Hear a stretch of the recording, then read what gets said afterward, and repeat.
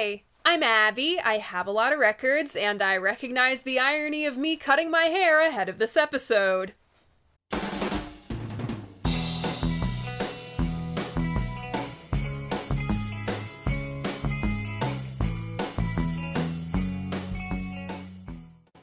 So welcome back, or welcome if this is your first time here. Vinyl Monday is the who, what, when, where, why, and how do I feel about classic albums in my collection. If 30-minute episodes aren't your thing, don't worry. I also do Vinyl Monday in 60 seconds here on my channel, over on my Instagram, as well as TikTok. First of all, welcome everyone to the final regular episode of Season 3. This is the last one before the season finale. I don't know if you guys have been keeping track. You're a lot better at keeping track of the numbers than I am, but this channel has doubled in size since the beginning of the season. What a long, strange trip it's been.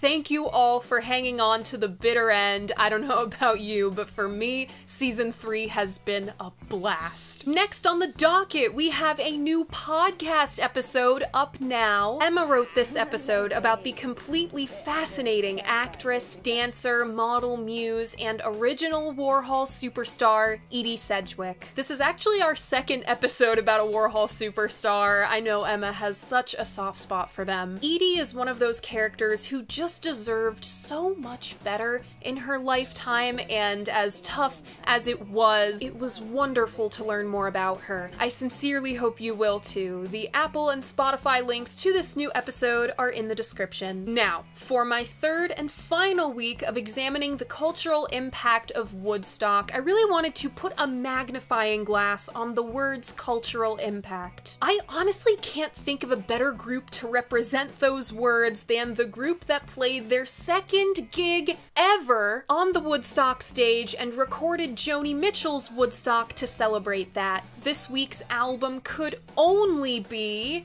Crosby, Stills, Nash Young, Deja Vu. Congrats if you guessed this one. Remember, if you want to play along, all you gotta do is check out my community tab. That's where I post my hints to what next week's album is gonna be. I make announcements when I'm places that aren't here, like my podcast, or the break that I will inevitably be taking after this season is over. You can find all of those extras on my channel. Alright, let's take the plastic off. So my copy is an original. The packaging of Deja Vu has changed considerably over the years, but it's pretty easy to tell whether your copy is pre-1977 like mine or post-1977. If your cover is brown and gold, post-77. If it's black and gold like mine, pre-77. Why did it change? Well, I promise this tangent is going somewhere. Sometimes in my research, I find an excerpt so silly, I simply have to share it with you. From the 1979 book, The Illustrated History of Rock Album Art, and I quote, Crosby, Stills, Nash, and later recruit Neil Young were a fully fledged rock and roll band. To stress this newfound, and as things turned out, short-lived identity, sidemen Dallas Taylor and Greg Reeves stood alongside the Big Four in a photograph designed to beef up their image. So that's a crock of shit. In reality, rock and roll was going through its nostalgic, country, Americana phase, post-psychedelic freakout. See the band blowing everyone's socks off with music from Big Pink. They even had Dylan going country to keep up. The Deja Vu cover was Steven Stills' idea. It wasn't to make CSNY look all macho. He just really loved Civil War era photography. Art director Gary Burden took this idea and ran with it. Gold foil printed on a leathery, textured jacket, custom Gothic revival font, even commissioning Tom O'Neill to use an antique wooden box camera like Matthew Brady would have. The photo was taken in the backyard of the home David Crosby was renting in Novato, California. According to fan forums, the tree is still there. To complete the 19th century effect, the guys hit up costume shops around LA. Cros went for the Buffalo Bill look, Dallas Taylor rented this ammo belt. Not one to be outdone, Stills somehow got a hold of a Confederate Army uniform. The only guy who didn't have to rent a costume was Neil Young. He just kinda dressed like that. I've seen him in that patchwork jeans and ruffle shirt getup a few times before. Opening up the gatefold, we continue the photo album theme with plenty of shots by iconic Laurel Canyon photographer Henry Diltz. As you can imagine, manufacturing this jacket was wildly expensive. This wasn't helped by Stills begging Atlantic to outsource this textured cover to a specific company in Georgia. According to him, quote, "It had the most expensive album cover in the history of album covers, and that was all my fault." Atlantic Records exec Ahmet Erdogan never let me forget about it. He changed it to a photo of the mock-up as quickly as they could. And what was that mock-up? The brown re-release cover. See, I told you this was going somewhere. Making up the core of the Deja Vu lineup are Crosby, Stills, and Nash, former Bird David Crosby, former Buffalo Springfielder Stephen Stills, and ex-Holly Graham Nash. Cros sings lead on Almost Cut My Hair and the title track and contributes rhythm guitar. Stills pulls some serious weight singing lead on Carry On, Woodstock, and 4 and 20, contributing vocals to almost everything else. Guitar on everything except Our House, organ, piano, bass, and percussion. Nash contributes plenty of vocals, including lead on Teach Your Children and Our House, plays piano, organ, and harpsichord, and some percussion. Topping the bill of special guests is Buffalo Springfield alum Neil Young. He sings lead on Helpless and Country Girl, plays lead guitar, some keys, and a fucking pipe organ? Okay! 2 guest musicians earn extra special creds on the front cover, bassist Greg Reeves and drummer Dallas Taylor. John B. Sebastian dropped in to play harmonica on the title track, and Jerry Garcia plays steel guitar on Teach Your Children. Deja Vu was produced by Crosby, Stills, Nash & Young, engineered by Bill Halverson. Roll transition.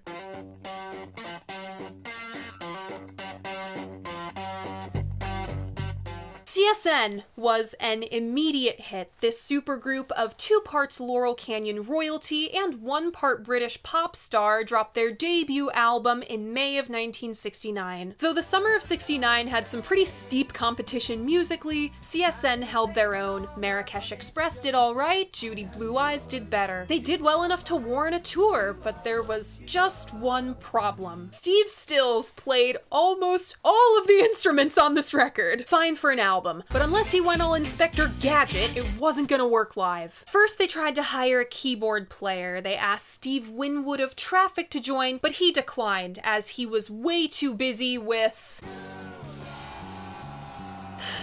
I can't escape this fucking band. They change gears, look for a guitarist. They send a Hail Mary request to Jimi Hendrix, but he declines as the Experience has literally just broken up. Despite Neil Young's dicey history with Buffalo Springfield, he was next on the list. Depending on who you ask, he either joined per Ahmet Erdogan's recommendation, or from Elliot Roberts and Steve Stills' scheming. They wanted a stronger guitarist for tour. By stronger, they meant stronger than Cros. Nash was on the fence. He had never met Neil before, but he seemed like a pretty intense guy. Plus, he was busy promoting Everybody Knows This Is Nowhere, which dropped like a week before CSN. Graham was hanging out in New York one day, found out Neil was in the city as well, and invited him to hang out in Greenwich Village. Quote, "After that, I would have made him king of the world."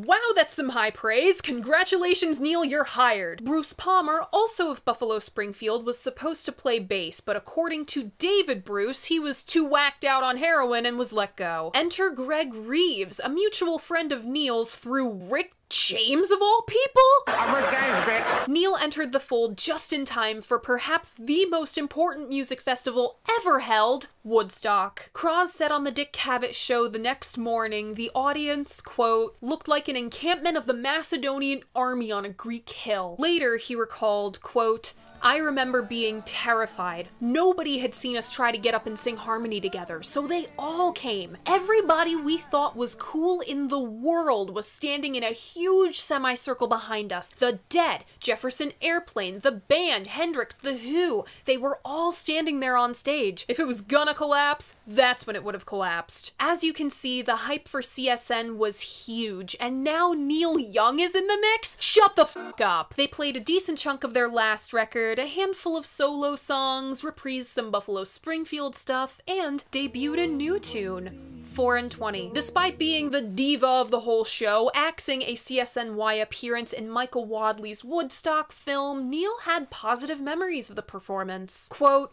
"Everybody's really excited, you know? You're looking around going, wow, we've never seen this many people at a show before. A united generation right in front of them." It gave them hope for change. Now, Graham's girlfriend at the time, Joni Mitchell, couldn't make it to Woodstock. She was advised to appear on the Dick Cavett show instead, with Grace Slick, Crosby, and Stills. Joni combined what she saw on TV with stories she's been told, plus a little bit of her imagination, and wrote Woodstock. The guys loved it, asked if they could record it themselves, and she said yes. Stills worked out the arrangement while playing with Jimi Hendrix. Speaking of Joni, Graham moved into her house on Lookout Mountain, where they'd share about a year of domestic bliss. One rainy day, they got up early to grab breakfast from a deli on Ventura Boulevard. Quote, "A few doors away, there was a little antique store, and in the window Joan saw this vase, went inside, fell in love with it, bought it, and brought it back to the house." Now, Ms. Joni was a bit of a piano hog, fine if you live alone, a little tricky when your live-in boyfriend is also a songwriter. To distract her, Graham suggests she go pick some flowers in the garden while he built a fire. Quote, "My and Joan's life at the time were far from ordinary, and I thought,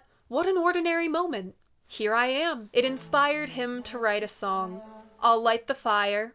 You place the flowers in the vase that you bought today." Feeling inspired by Woodstock, the Dead and Jefferson Airplane got together to put on the Woodstock of the West. The Dead called Cross to get CSNY on the bill. As a favor, he said yes. But Elliot Roberts said no. He caught a really weird vibe from the whole thing. Paul Kantner and Grace Slick spearheaded hiring Hell's Angels as security. According to Grace, quote, "We'd used Hell's Angels for security in the parks for free concerts before. Paul and I flew over to talk to Mick Jagger beforehand. Hey, they are really good, we said." Furthermore, there was a last-minute venue change. The Airplane were on tour at the time, so they weren't around to okay the new site. Altamont Speedway. Of course, this is 1969 and you can't tell David Crosby shit, so CSNY played Altamont anyway. It was a disaster. Hell's Angels antagonized both the performers and the crowd all night. Marty Ballin got knocked out, Steve Stills got stabbed in the leg, and a total of 4 people died. From Chris Hillman, who played Altamont with the Flying Burrito Brothers, quote, "It'd finally come full circle to this dark, dark abyss." Not only were things falling apart on the macro level, the world stage, they were coming apart on the micro level. Between 1969 and 1970, the core 3 guys' personal lives had gone to shit. First you have Stills, still on the struggle bus from the first album. He still hadn't accepted that he'd lost his sweet Judy Blue Eyes. 4-20 is about their final breakup. If Joni's song Willie is to be believed, then the seed of doubt had poisoned her and Graham's relationship. They broke up in pretty spectacular fashion sometime in the spring of 1970 after an incident involving a bowl of cereal and an ill-fated booze cruise Nash went on with Cross. Run him! By far, the one who had it the worst was David Crosby. Things were actually going well for him for once. He finally found his footing 2 years after getting booted from the Byrds and was completely in love with his girlfriend, Christine Hinton. Christine was a good match for him. Total hippie chick, didn't mind his rock star ego, super laid back. Quote, "Christine and I spent so much time lying around naked that one morning I got up, drove down to Peter Tork's house, got out, walked through the living room, and went to lay down by the pool before I realized I hadn't put on any clothes." Peter was okay with it. He was a nudist. On September 30th, 1969, in the middle of Deja Vu production, CSN was certified gold. They had a little party to celebrate. According to Graham, Christine left the party early to take her cats to the vet. Somehow, she lost control of the car and swerved into oncoming traffic. David had to identify her body. After Christine's death, the atmosphere of Deja Vu sessions did a 180. Cross was a mess, breaking down in the studio, sometimes having to leave early to collect himself. He couldn't handle it, confessing to Rolling Stone that, quote, "The grief was too big for me. It crushed me like a bug. On top of romantic relationships crumbling or ending in these very traumatic manners, the guys' relationships with each other were in flux. They weren't ever afraid to critique each other. See Nash presenting Teach Your Children to Stills. He said, according to Nash, and I quote, "That's a fine song. Don't ever play it like that again. That sucks. You sound like Henry VIII.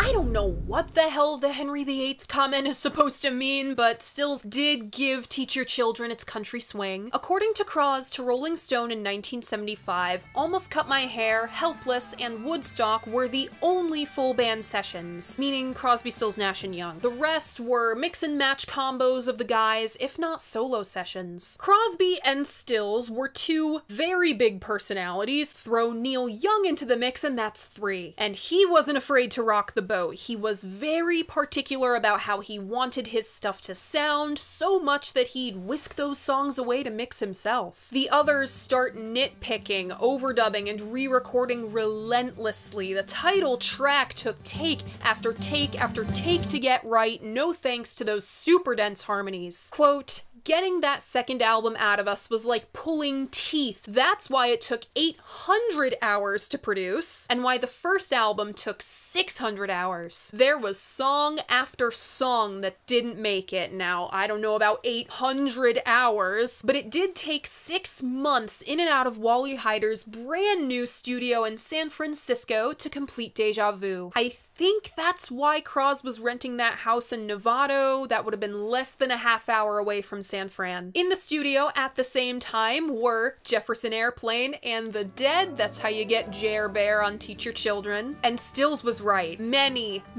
songs did not make the final cut for Deja Vu. A whole album's worth, including Crosby pen tune Triad, which the Airplane recorded for Crown of Creation. According to Nash to Reverb in 2018, the guys only included songs they unanimously agreed on. Though they could agree on songs, there were lots of little details they couldn't. See Stills re-recording the lead vocal on Woodstock, which really irked Crosby, and Crosby keeping his vocal take of Almost Cut My Hair just to spite Stills. When all was said and done, the track listing of Deja Vu goes as follows.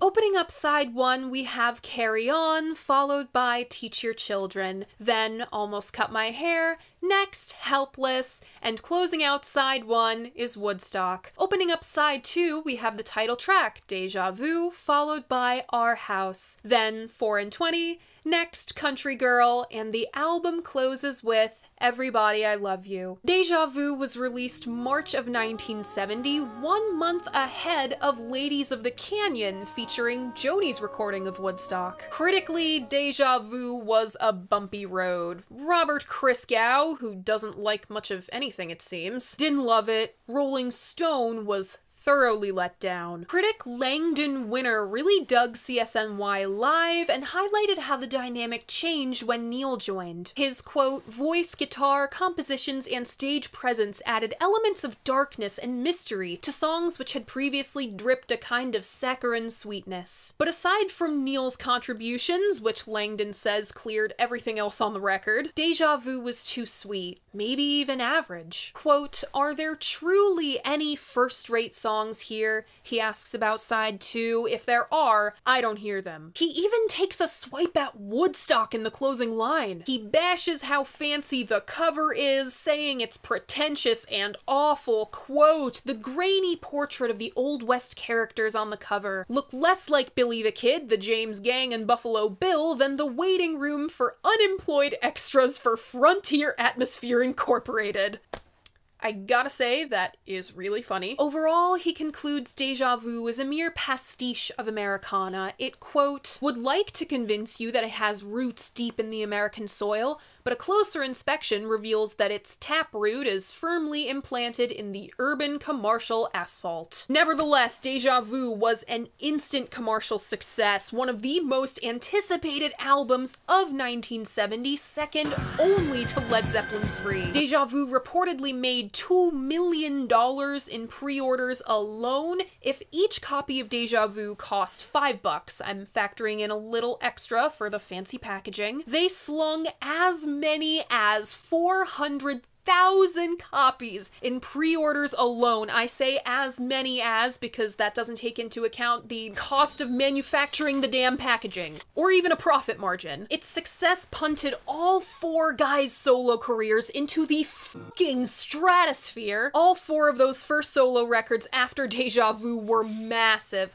Crosby's If I Can Only Remember My Name, Stills's first self-titled record, Nash's Songs for Beginners, and of course, Neil Young, After the Gold Rush. The singles all did quite well. Woodstock peaked just outside of the Billboard Singles Chart's top 10, Our House and Teach Your Children both made the top 20, but there was a fourth single. Written, recorded, and released in a hurry, despite Teach Your Children already being on the charts. Remember, this is 1970. It was unheard of to release another single unless the one before had fallen off the charts. That's because this single was a protest song in response to a national tragedy.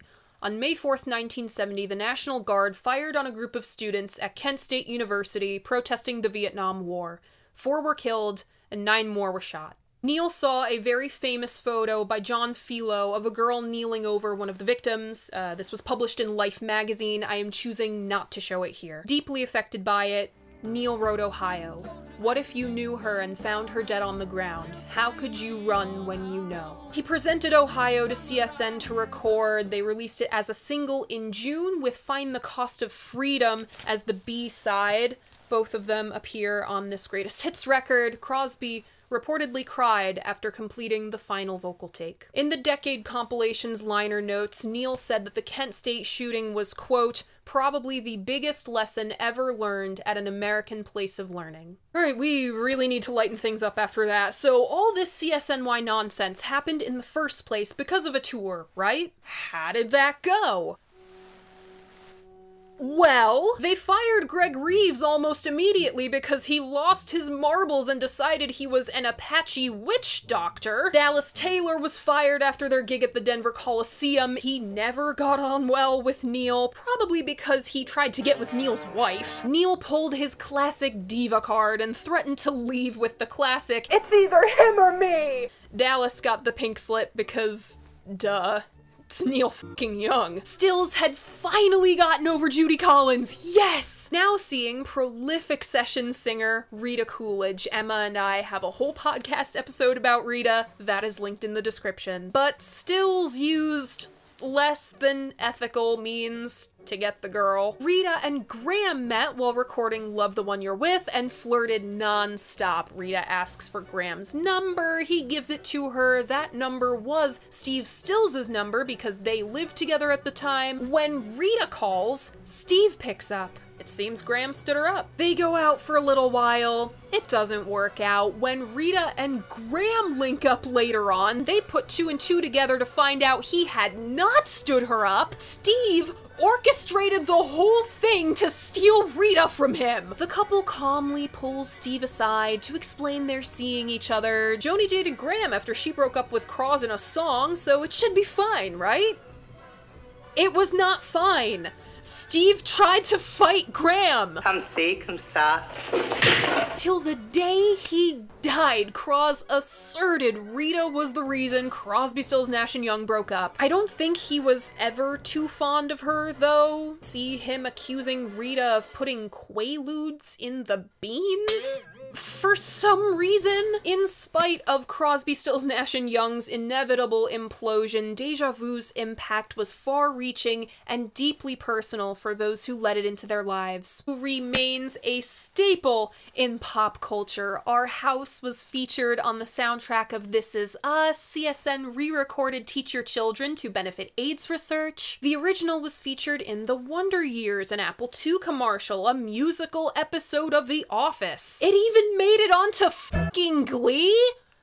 On the series finale, no less? Rolling Stone magazine still ranks it in their 500 greatest albums of all time list, though it slipped from number 148 in 2003 to number 220 in 2021. I own a print copy of the 2003 list. Here's what that had to say. Quote, Neil Young was just getting his solo career underway when he joined his old Buffalo Springfield bandmate Stephen Stills, ex-Bird David Crosby, and former Holly Graham Nash in the world's first supergroup.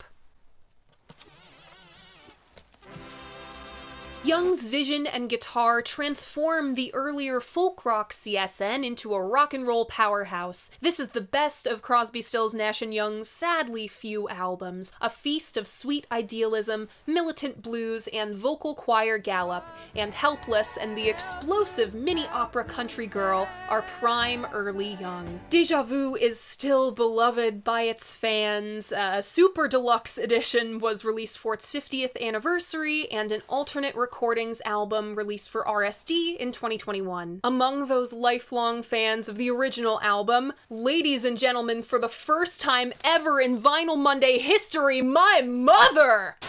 Hello, everyone. This is audio-only Abby speaking, never seen and rarely heard outside the realm of the podcast, since this is the last episode before the season finale, and I actually don't know if the finale will be next week or the week after. Of fucking course a plane takes off. It wouldn't be Vinyl Monday without a goddamn plane taking off! I wanted to do something special. I'm 3 years into the series, and until now, I've never had a guest on. The more I wrote about Deja Vu, the more I realized this episode wouldn't be complete without my mom's insight. Deja Vu is one of her favorite albums of all time, though I discovered the music of the 60s and 70s independently from my parents. No doubt my mom's memories shaped my views on this record. So a few days after I filmed, I brought my laptop and my podcasting mic, set them up for her, and played her 4 songs off Deja Vu. This is an audio-only interview. I'll probably just loop some B-roll over this or something. She didn't know which songs they were going to be or what order they'd be played in. After each song, I asked her some questions about what we heard, and this is what she said. Actually, I'm just gonna go for it. Okay. Let's see. Let's do it. Alright. So this is the first song I'm gonna play for you. I'll light the fire. So you're just gonna tell them what you played? Yeah. Alright, so I started you off out of order because I know that's your favorite. Just off the top of your head, what do you think of Our House?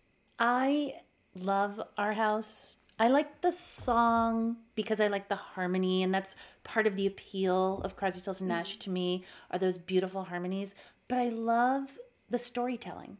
It paints a picture in your mind. Like, who doesn't want to live in that house? Who doesn't want to be surrounded with the warmth and the love that like that song invokes?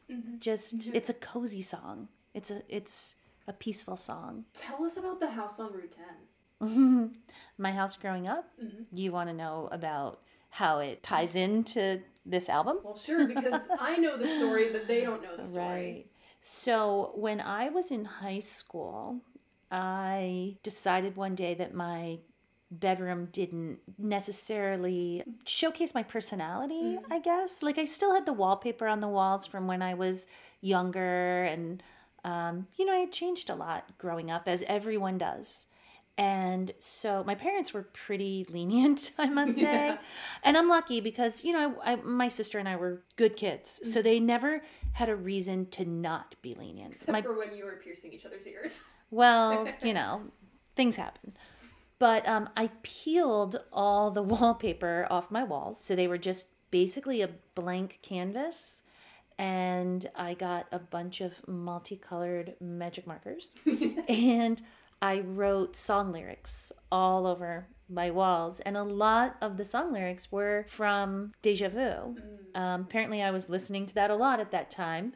Even though, I went to high school in the 80s, the late 80s. So it wasn't even that it was music of my era.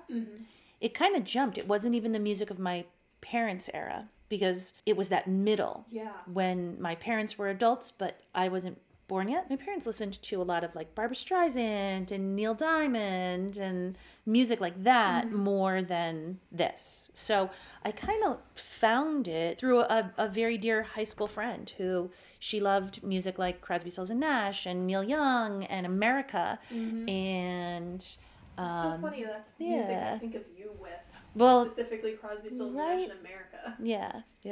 The bedroom ended up being torn up because my parents renovated and my bedroom became part of the new kitchen and they put on a second floor. So my bedroom moved upstairs. So they never had to deal with what are we going to do with all this magic markered wall. I didn't know that the second floor wasn't built yet. Nope. It was a little ranch house. Yeah. Huh. Yeah, and it was a very, very, very fine house. It really was. And I the did some house growing up that there, too. my parents, your grandparents, now live in is also a very, very, very fine house. No cats. No cats. None of us have cats. We're dog people. All right. Next song.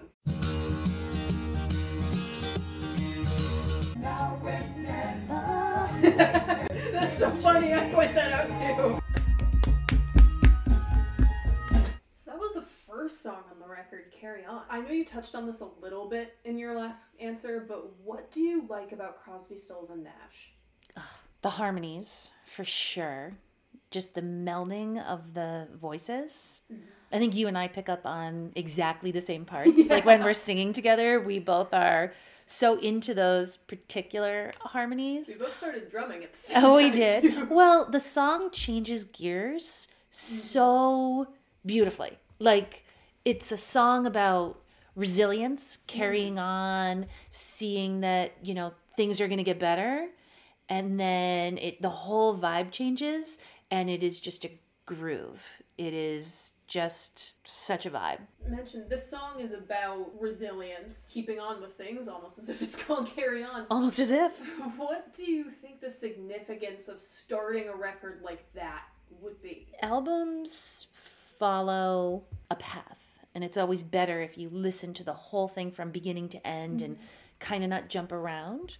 I'm unsure why they would choose that to be the first song, other than it really does reel you into like what's coming next. Like this song just had all these different rhythms and harmonies, and it kind of maybe piques your interest to see what's coming next. Like, what else could there be? That's There's a my lot of different Abigail DeVoe educated There's a answer. lot of different flavors happening here. Yeah, There's three guys all doing this together. Right? Exactly. All right, next song.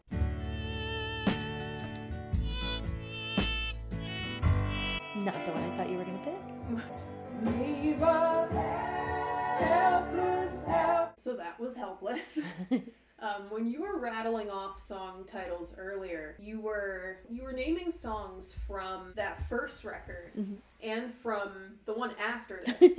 And both of those were just Crosby, Stills and Nash. That was a Neil Young song. that we Very just Neil listened Young. To. Yeah. What did... He's putting himself to bed. He's Yes. tired. What did Neil Young bring to the mix? I think Neil Young definitely brought a different sound for sure. He added a little grit, I think. I mean, that song particularly was so melancholy. And, you know, I think a lot of the other songs that I was mentioning earlier are kind of like feel-good songs. Like Our House is a feel-good song. Teach Your Children is a feel-good song. Even like Sweet Judy Blue Eyes. Sweet Judy which Blue Eyes, even it's though a a breakup song. But it's sounds still a like- love song, right? Yeah. Like, breakup songs are love songs because breaking up is part of being in love sometimes, you know? So, Marrakesh Express, it's just bopping along, being happy, right? And then you have something like this, which is a little more thoughtful, soulful, like I said, melancholy. And it just changes the tone, right? It just, I think all albums need to have kind of an ebb and flow. They have to have some things that make you feel good and some things that just make you think a little maybe, and some things that make you feel maybe a little deeper. Yeah. Because in the sequence of the album, I'm playing them out of order for you. That song comes after it. The album starts with Carry On, then Teach Your Children, then Almost Cut My Hair, and then this. Right, so it has a progression, right? I think it has a really good progression. And I like Neil Young as part of Crosby, Stills, Nash and Young, obviously, but I also like Neil Young as a solo artist. So he brought a lot. A new flavor. A new flavor, yeah. Just like I said, like a different vibe. Have you seen Crosby, Stills, and Nash live? Oh God, yes. When? In high school, after high school, I think I've seen them maybe 4 times. The first time was actually with your grandparents, my parents, friends. Like my parents didn't even go, but it was friends of theirs who were going. So my high school friend and I don't even think we were old enough to drive. I think that's why we went with them. Yeah. It was at the now defunct Hartford Civic Center, which infamously the roof collapsed. Luckily no one was in it. When did you see them live? Would this have been mid-80s, late 80s? Late 80s. Okay. Yeah, late 80s. And I also saw Neil Young. You actually saw Neil Young with me at Farm Aid. I remember it. I don't. Too much tailgating. When you saw Crosby, Stills, and Nash, was Neil Young with them? No, he wasn't. It was just the three. Just the three. Yep. Feel very blessed to have seen them. Especially since Crosby's gone now. Exactly. Yeah. So that's what I mean. Like it is pretty special. It's kind of like when we went to see Bob Dylan. Yeah. You know, you got to appreciate these icons while they're with us, and obviously still appreciate them when they're gone. But they are icons. So to be able to say you saw Bob Dylan, I saw David Crosby, we both saw Neil Young together. Those are memories that you'll always have. I can't believe that we went to see Bob Dylan. That was a great night for me. I didn't even know he was still alive. All right, that will lead us into our last song. Mm-hmm. 1, 2, 3, 4. If I had ever been it before, I would probably know just what to do.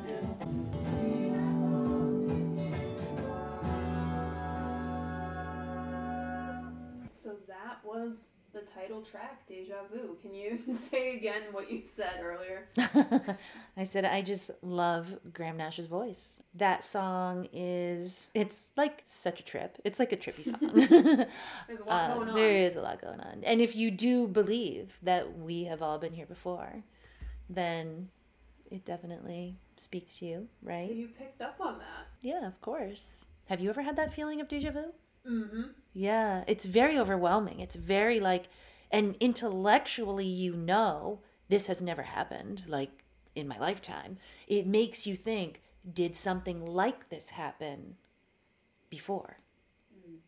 And I don't know, it depends on everybody's different spiritual beliefs, but you might believe that deja vu is just a memory from before you were you. But I think the song is questioning. It's if I had been here before, right? It's not the last time I was here. It's really questioning, have I been here before? Has everyone been here before? I think it just poses the question. I don't think it gives you any answers. But I think it makes you think.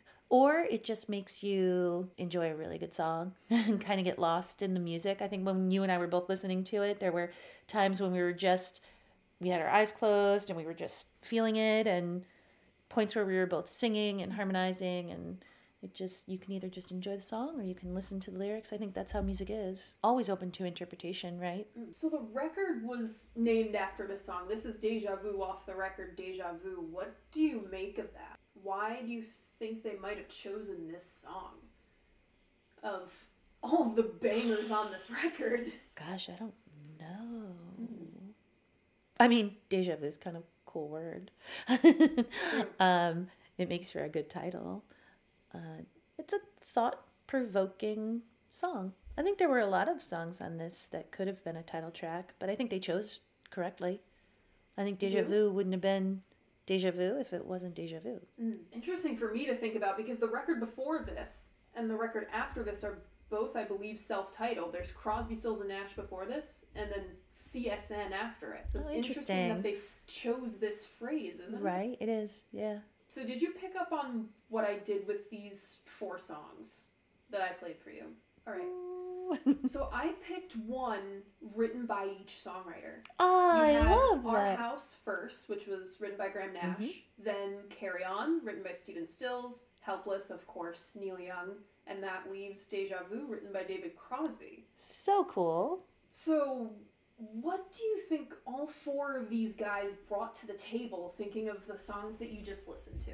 Let's start with Our House. What did Graham Nash bring to the table? I think a softness, a sensitivity, and I think his voice also. Next, Carry On, Stephen Stills. What does that bring to Deja Vu? A more upbeat, kind of groovy vibe. I think Stephen Stills was an amazing songwriter. So When you think of Sweet Judy Blue Eyes and Carry On, right? Right, exactly. So he just brought his Stephen Stillsness to it. We already talked about what Neil Young brought. Yeah. And how about David Crosby? I mean... writing a song about life, death, and being here before. Now, isn't that so David Crosby? It is. Right? And I can't figure out how. I think David Crosby was like the patriarch, maybe, of that. Like, if you think of who's the patriarch of Crosby, Stills, and Nash, I think it's David Crosby. Any thoughts on Deja Vu, the album as a whole, for you? Well, I certainly know that on my road trip tomorrow, I will be listening to it because it's been a while since I listened to it start to finish. And I think from just listening to those 4 songs with you made me realize how much I miss it, how I need to listen to it again. Anything else you want to say before we wrap this up? Thanks for having me. After how many episodes? Just saying. This is the end of season 3. Yeah, so I finally made the cut. I mean, I've done this record before, around the same time 2 years ago, but I didn't know how to do this then. And I actually feel pretty honored because you haven't had many guests on your show, so I do feel pretty honored. Thank you so much for letting me sit you in front of my podcast mic. Well, I am really glad that I raised a kid who has an appreciation for such beautiful music. Aww. You're welcome. You did a good job. I did a good job. Edit out anything that makes me sound stupid. No. So, what do I think of Deja Vu?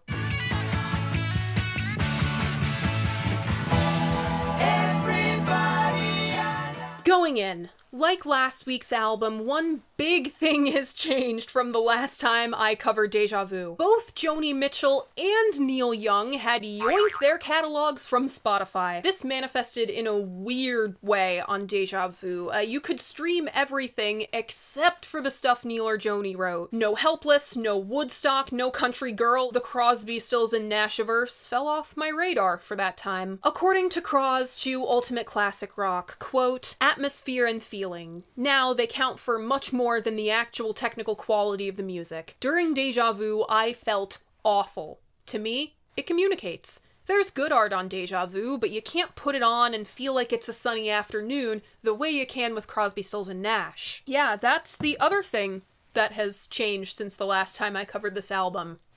David Crosby is no longer with us. Cros was right in that quote. CSN is the sunny summer in the canyon music, smelling of fresh air, oranges, and maybe a touch of weed. CSN is denim. Deja Vu is leather. A bone-dry, hot summer. Oppressive heat. It smells like incense. Maybe smoke. If you know my tastes, you'll know which one I prefer. I can't help it. I'm drawn to big personalities. Deja Vu reflects the volatile, combustible nature of a quartet which split right down the middle. Never to reunite again, we do not speak of American Dream.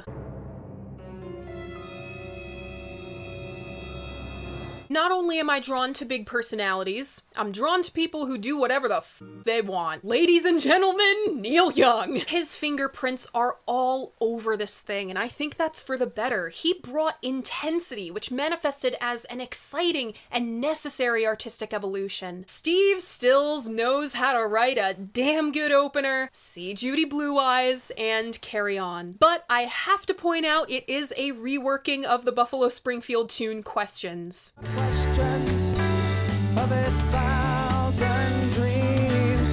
What you do and what you see. Come on, lover, talk to me, yeah.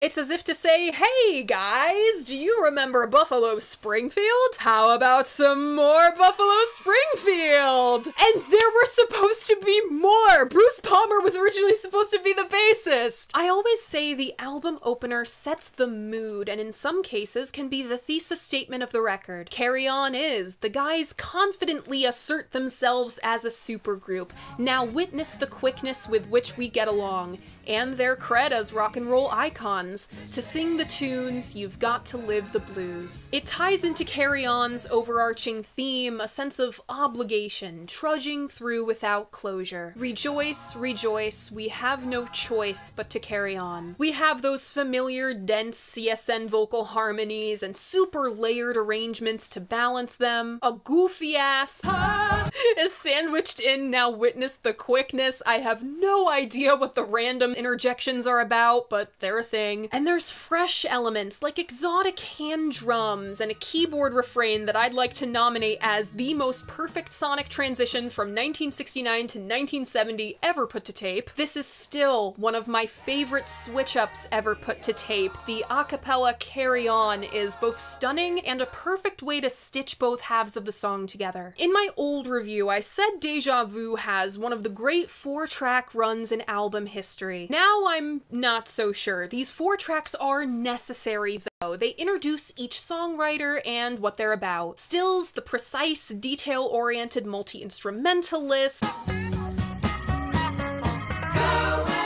Nash, the pop star.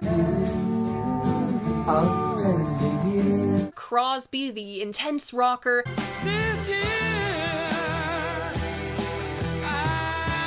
And Young, the wild card. Leave us helpless, helpless. Teach Your Children feels like a weird choice for track 2. It drops Carry On's momentum. To add some context to this song, in the 1960s and 70s, there was a steep generational divide between the young people, the boomers, and their silent generation parents. The attitude was very much us versus them. The people versus the man. I've never been the biggest fan of Teach Your Children personally. It feels a little preachy, but at its core, the message is timeless. Have empathy for your parents or for your kids. You have no idea what they've been through, but you've been through something too, and that should be enough to empathize. With this song, Nash is trying his best to bridge a very wide generational gap. Almost Cut My Hair still fucking rips though. I don't know what Stills was thinking. Cross sounds like he's singing for his life on this. You know, now that I think of it, that's probably why Stills didn't like it. He wrote very pristine arrangements.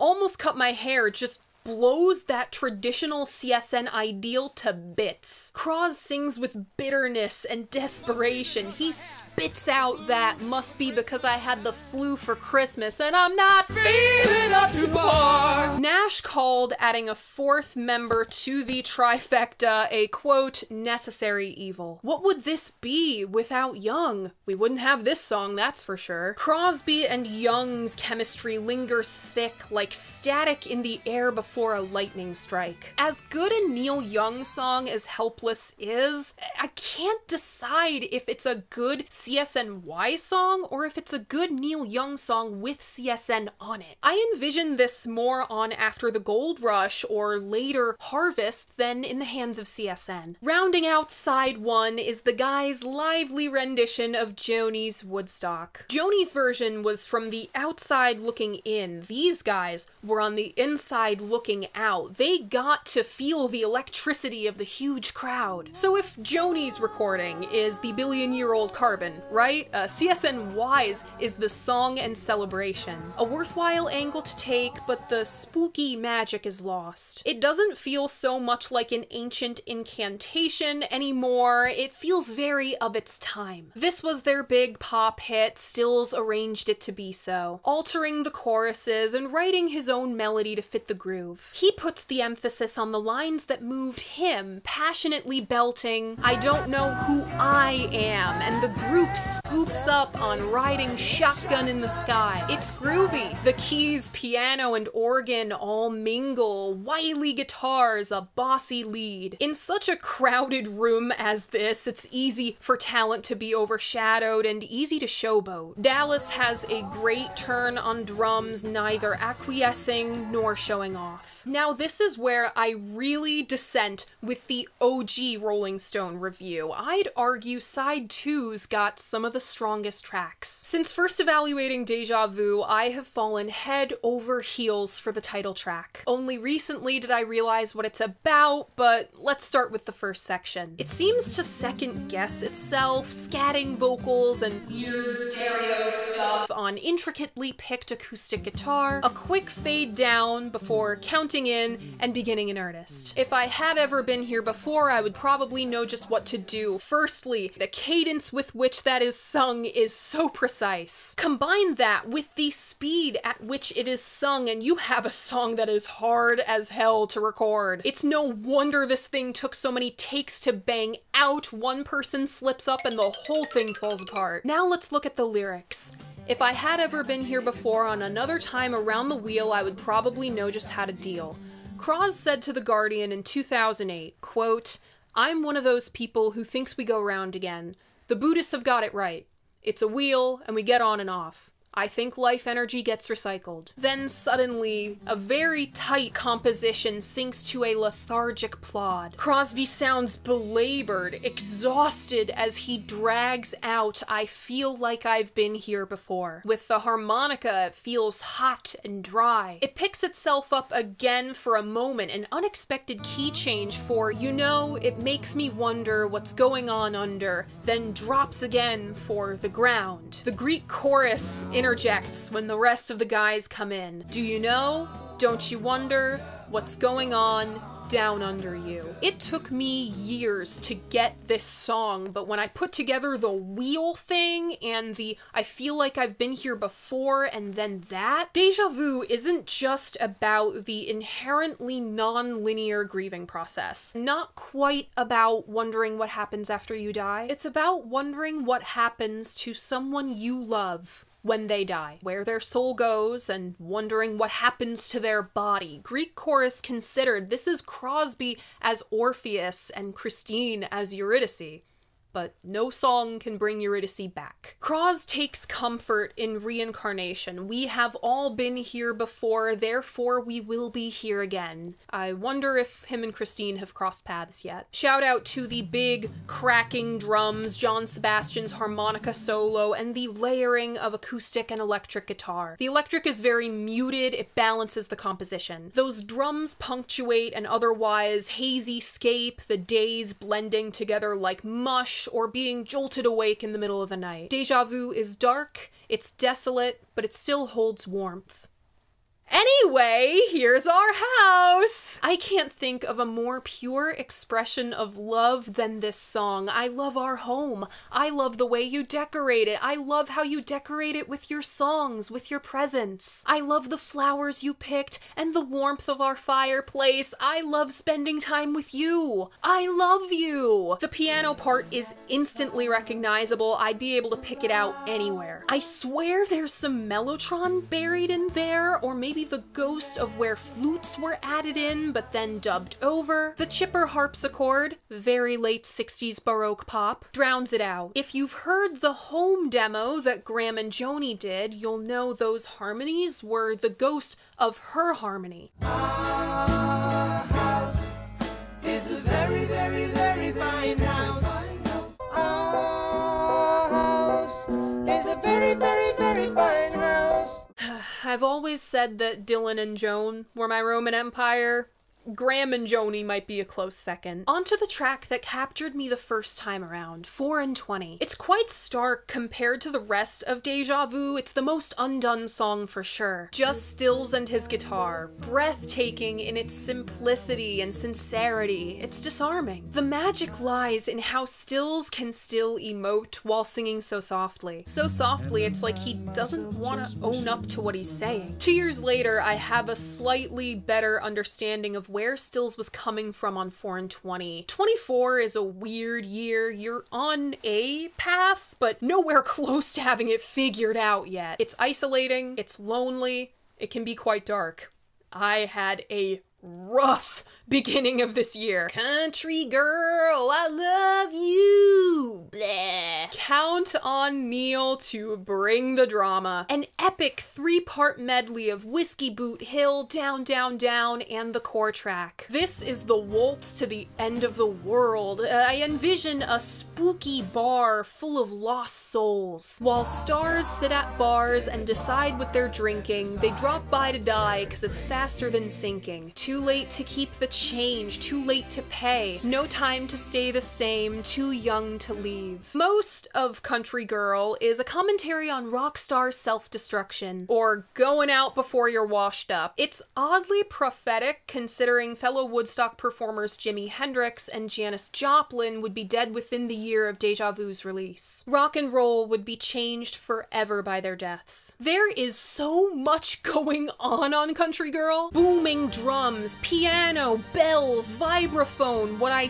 think is a keyboard run through a Leslie cabinet. This thing is so jam-packed, it can be hard to tell what's what. Neil harmonizing with himself, a harmonica, a fucking pipe organ. How the hell did he get a hold of that? The song explodes in these larger-than-life crescendos, like what Phil Spector was doing with All Things Must Pass. I find it hilarious that the song is named after the least developed movement. You have this grand, sweeping commentary on the perils of rockstar excess, a cautionary tale against losing yourself, and then girl, I think you're pretty. Sadly, I don't think CSN and Sometimes Why ever quite got a hold of the album closer. Everybody I Love You is good. It's an awesome moment for Greg Reeves on bass. It's a fun rockin' curtain call after Neil's grand finale. It's been stuck in my head for days, but after something with such mass, Everybody I Love You feels like fluff. It reads as underbaked because it's a 7-minute long song cut down to 2 minutes and change. And it's the muckiest sounding song on the record for sure. I don't know what the hell happened, but the guys dropped the ball production-wise. I felt lost for words trying to sum up Deja Vu, so I went back to what I said 2 years ago. In the end, Deja Vu was about 4 guys coming together and devoting themselves to something bigger than them. Considering how fundamentally incompatible these 4 were, I don't think I'll ever understand how they did that. But that's what the Woodstock generation was about, temporarily putting your own shit aside for the sake of some greater intangible thing. Did CSNY take themselves a little too seriously as generational spokesmen? Yeah, sometimes. But I'm glad they took Deja Vu serious as a heart attack, because this couldn't have been executed otherwise. CSNY was 4 combustible stars aligning for a once-in-a-generation blaze. If you ask me, this was the one time a supergroup truly worked. The perfect balance of talent and ego, mud and flowers, fresh air and smoke. I don't think Deja Vu could ever be made today. I don't want it to be made today. This album isn't just what 4 guys were going through, though it did take friction, immense energy, and superhuman strength on Crosby's part to complete. It was reflective of what a whole generation was going through, uncomfortably settling into the earth after years of flying high. Fantastic potential, anticipating destruction. It's desert Americana dreams, it's sobering reality, it's brown. This is the feeling you've been in this place before, though your current body hasn't. It's the void where a star once was, Deja Vu fucks with time. My personal favorites are Carry On, Almost Cut My Hair, Deja Vu, Our House, 4 and 20, and Country Girl. Remember, if you want to keep up with all of my favorites from all of the Vinyl Mondays, I have a Spotify playlist linked in my description. I update it every week. And that's it! That's Crosby, Stills and Nash, Deja Vu. What do you think of this album? What do you think of Crosby, Stills, Nash and Young? Leave a comment letting me know. I love hearing what you guys have to say about albums that I love. And remember, despite what some guy has to say, your opinion matters. If you like what I do here, you should like this video and subscribe to my channel. I post new episodes of Vinyl Monday every Monday morning at 11 and a new episode of my podcast every other Friday at noon. Thank you so much for watching, and I'll see you for the season finale. Bye! Whew, all right. Let's see here. What do I want to listen to?